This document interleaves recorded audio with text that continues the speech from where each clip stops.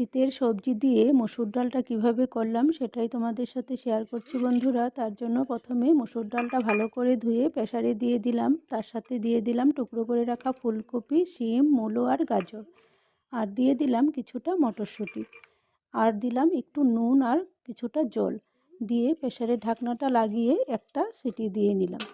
একটা সিটিতেও কিন্তু সব কিছু সুন্দর সিদ্ধ হয়ে গেছিলো। তারপর কড়াইয়ে তেল গরম করে দিয়ে দিলাম কালো জিরে, শুকনো লঙ্কা আর তেজপাতা ফোড়নে দিয়ে ফোড়নটাকে বেশ ভালো করে ভেজে নিলাম। যখন সুন্দর ভাজা হয়ে গেল দিয়ে দিলাম 3 টুকরো টমেটোগুলোকেও সুন্দর করে ভেজে নিলাম।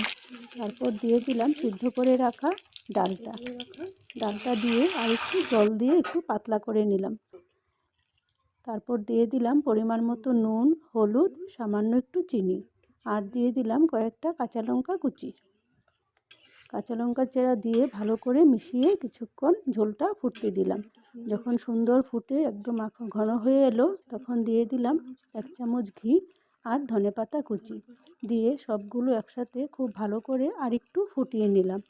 যখন একদম সুন্দরভাবে রান্নাটা হয়ে গেল তখন নামিয়ে নিলাম। গরম গরম শীতকালে এই ডালটা খেতে কিন্তু দারুণ লাগে বন্ধুরা। ধন্যবাদ সবাইকে আমার ভিডিওটা